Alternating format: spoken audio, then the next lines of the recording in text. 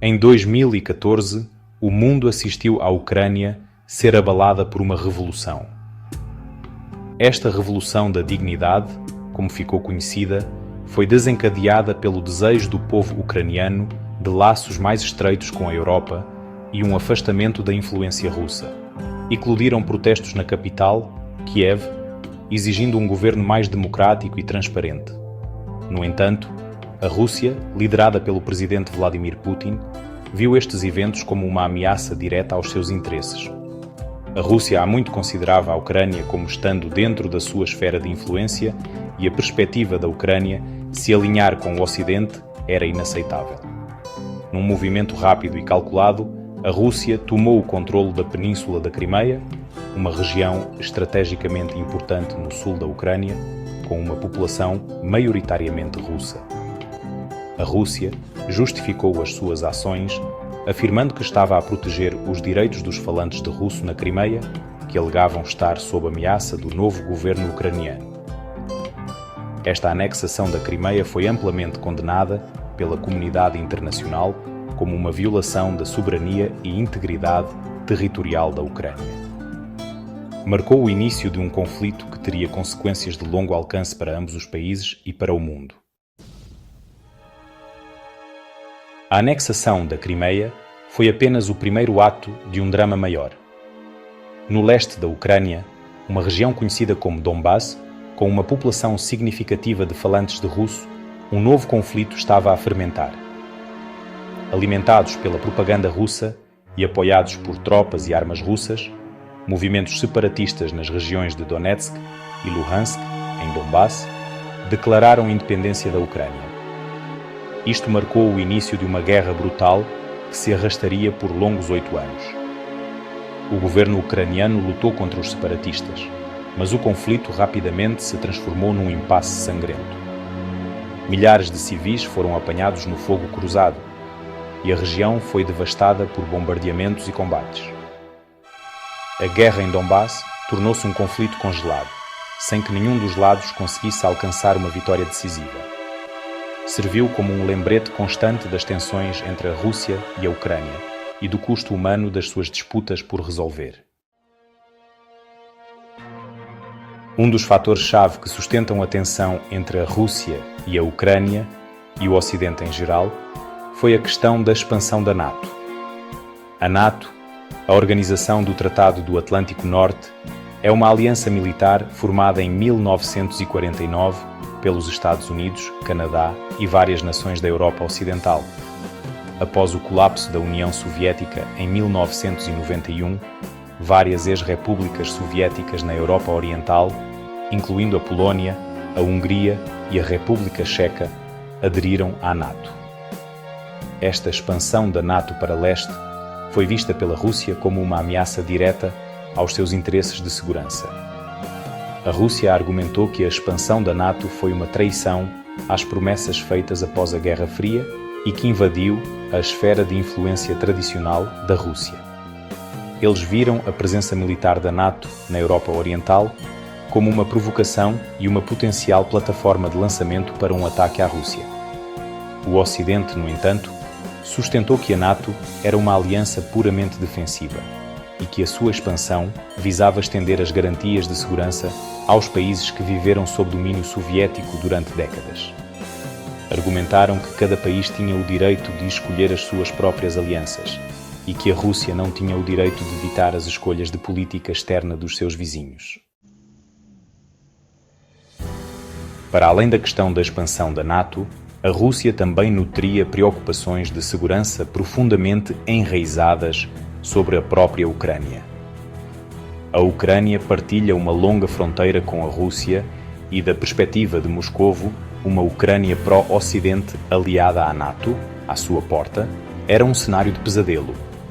A Rússia exigiu garantias de segurança do Ocidente, incluindo a garantia de que a Ucrânia nunca seria autorizada a aderir à NATO. Eles também queriam que a NATO revertesse os seus desdobramentos militares na Europa Oriental para os níveis anteriores a 1997. O Ocidente rejeitou as exigências da Rússia, argumentando que eram uma tentativa de limitar a soberania da Ucrânia e de outros países da região. Eles argumentaram que cada país tinha o direito de escolher as suas próprias alianças e que a Rússia não tinha o direito de ditar os acordos de segurança da Europa. O fracasso em encontrar uma solução diplomática para estas preocupações de segurança criou um impasse perigoso. A confiança entre a Rússia e o Ocidente erudiu ainda mais, preparando o cenário para um confronto de maior dimensão. Secção 5. A invasão de fevereiro de 2022. Um ponto de viragem. Após meses de postura diplomática e de reforço militar ao longo da fronteira ucraniana, a Rússia lançou uma invasão em grande escala à Ucrânia, a 24 de fevereiro de 2022. Isto marcou uma escalada dramática do conflito que vinha a fermentar desde 2014. Putin anunciou a invasão num discurso televisionado, alegando que se tratava de uma operação militar especial com o objetivo de desmilitarizar e desnazificar a Ucrânia.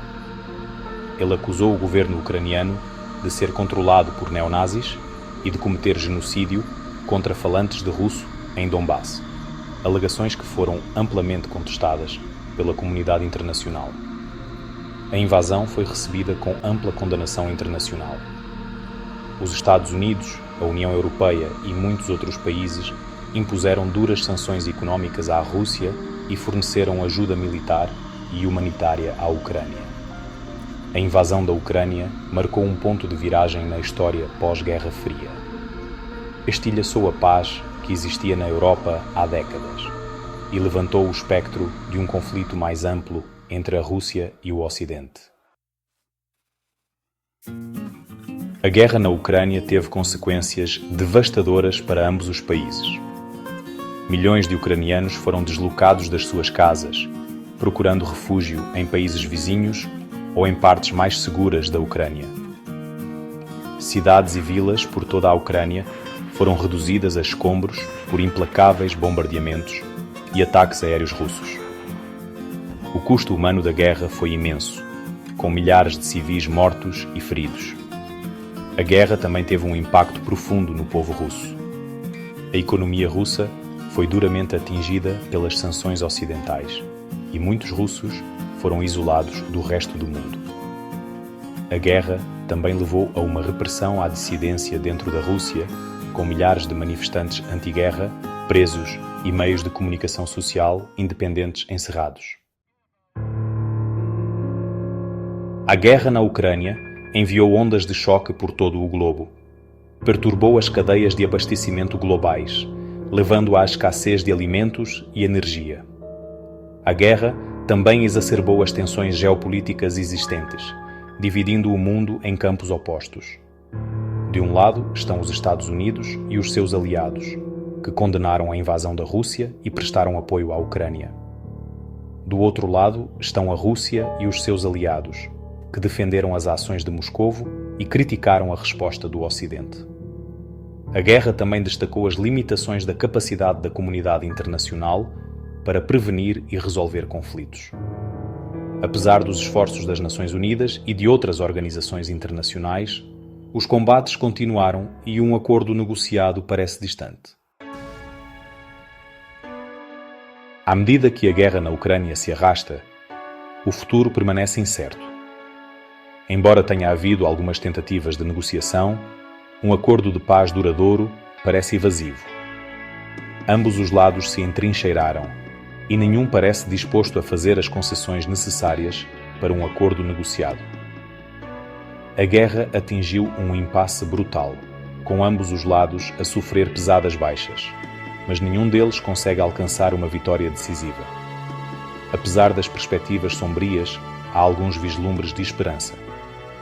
A comunidade internacional demonstrou uma unidade notável ao condenar a agressão da Rússia e ao apoiar a Ucrânia. A bravura e a resiliência do povo ucraniano também têm sido uma inspiração para o mundo. A guerra na Ucrânia é um conflito complexo e trágico, com raízes históricas profundas. É uma história de rivalidade geopolítica, diplomacia falhada e o custo humano da guerra. O conflito teve um impacto profundo na Ucrânia, na Rússia e no mundo, e as suas consequências continuarão a fazer-se sentir durante muitos anos.